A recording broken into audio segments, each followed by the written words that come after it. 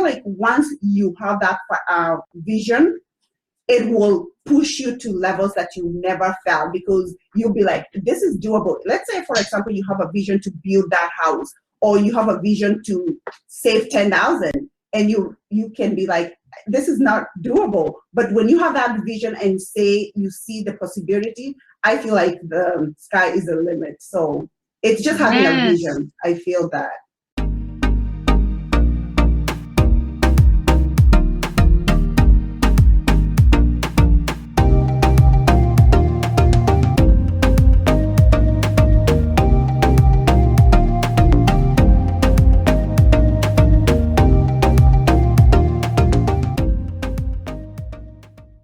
Everybody, welcome to the Live, Love, Lead podcast, the podcast designed to help you live, love, and lead well.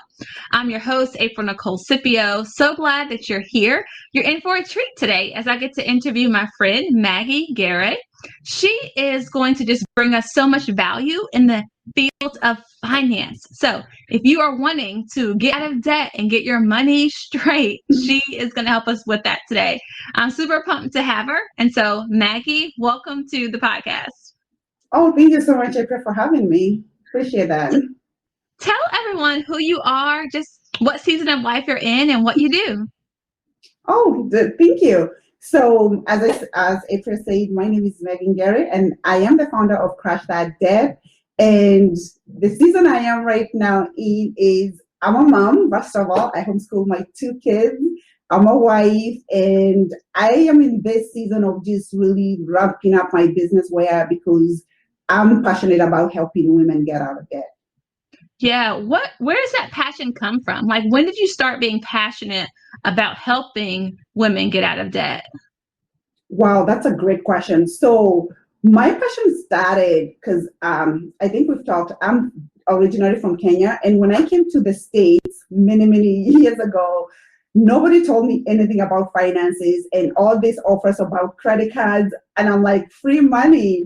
And I was like, I didn't even know, people were offering me money. And then the debt started accumulating because I didn't know, that I needed to pay this money after all this time. So that's really, and then fast forward, then I got married. I had this passion to stay home with my kids, but I realized I cannot stay home because I have this debt. And then I saw a lot of moms doing the same thing. I saw a lot of moms who had passion to spend time with their families, to spend time with your kids. And even I saw moms as young as their kids were just born, within 4 weeks, they're going back to work, jumping from one job to another. And I was like, no, we're believers as a believer. And I was like, there is more to this. So I started telling myself there is more than this to life than just going to work to pay off debt. So, and then my husband and I work in our church as marriage counselors. And I'm just seeing the marriages being destroyed, the people that we talk to, their number one causes of argument is finances. And I was like, no way, there is more to this. So that's where my passion came from, myself first, and then seeing these other couples struggling in debt. I love that so much. What is the biggest myth, when it comes to getting out of debt? Sometimes, people see that and just the thought of that, they're like, They have all these preconceived ideas. In your experience, what is the biggest myth around actually coming out of debt? I feel like people feel like debt is normal because that's what we're sold in America. Every commercial you see or every offer that you get on your mail is for you to spend money. So I feel like the belief that we have, because even when I talk to people are like, it's normal to be in debt. So I think the myth that we have, a lot of women or a lot of people feel, is that debt is normal. I don't need to do anything about it. So, yeah. And then when someone figures out, okay, I want to do something about it, and they feel overwhelmed, where is the first place they should even start? That's a great question. I feel like the first place they should start is have a vision for your finances, because I feel like we have a vision for everything else, but when we come to our finances, we have no vision. So when you sit down and have that laid out, that the vision that you have, what is it that you want to do?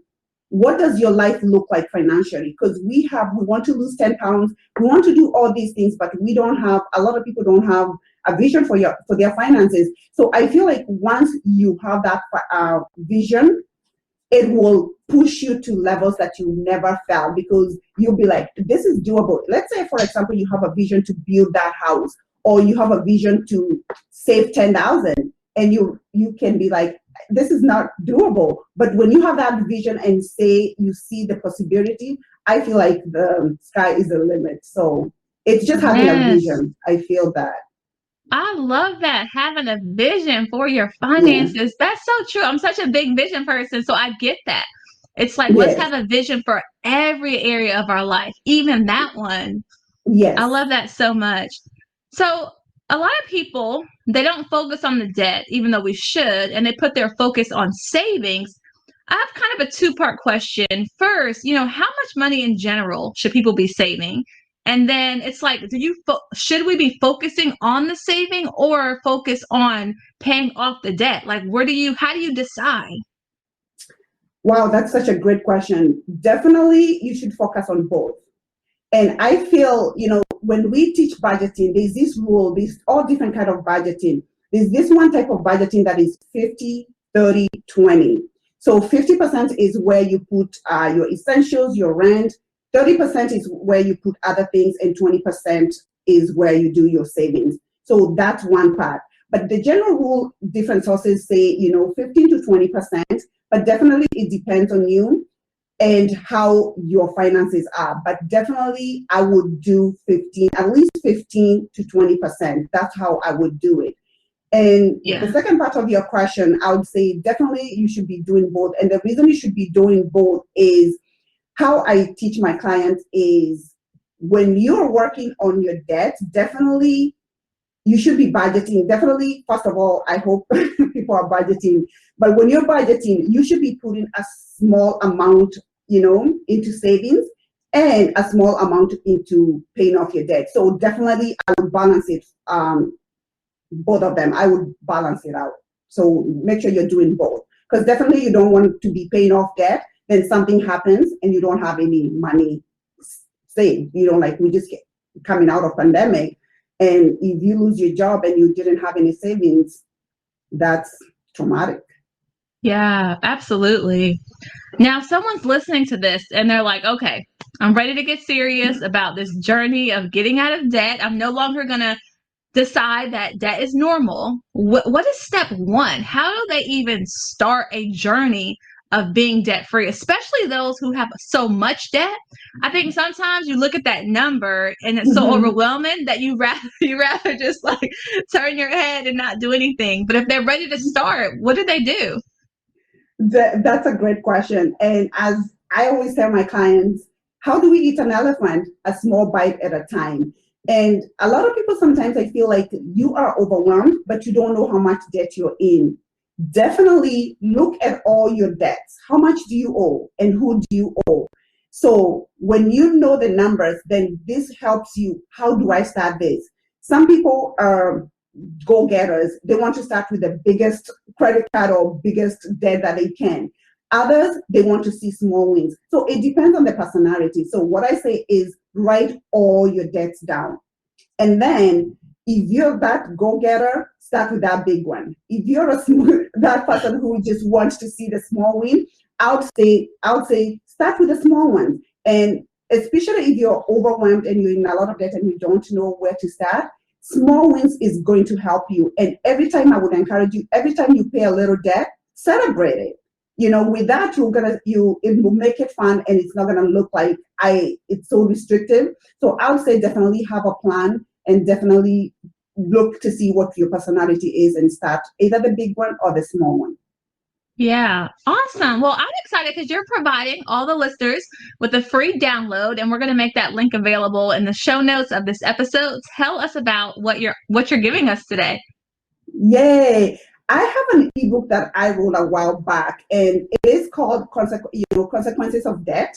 And the subtitle of it is Why Now is the Time to Get Out of Debt. In that book, we talk about what is debt, what are the consequences of debt, because definitely there's so many consequences of debt. and why now. Like no other time is the best time to get out of debt. Yeah. Thank you so much for that. I'm looking forward to reading that, and I'm looking forward to my listeners reading that. You are so amazing, so knowledgeable. Thank you for just bringing us so much value today. Where can people go to connect with you if they want to find more about your services that you offer, if they want more resources? What is the best place for them to go? Oh, definitely. And thank you so much for having me. People can follow me on Instagram. It's just Crush That Debt. That's where they can find me. Also on Facebook, it's same thing, Crush That Debt. And also I have a website, crushthatdebtnow.com. And they can also join my Facebook group, Crush That Debt. It's also, everything is Crush That Debt, Yes. where my private Facebook, and you can always get on my calendar. You can always, email me and to get on my calendar, and we can talk and see how I can help you. Awesome. Thank you so much, Maggie. You're amazing. I appreciate you being here. Oh, thank you so much. I appreciate your time and for having me. Thank you guys so much for hanging out with us today. It's been lots of fun. As always, we'll make sure to put all of Maggie's links and email address in the show notes of this episode. Also, don't forget to get that free download that she's offering us today.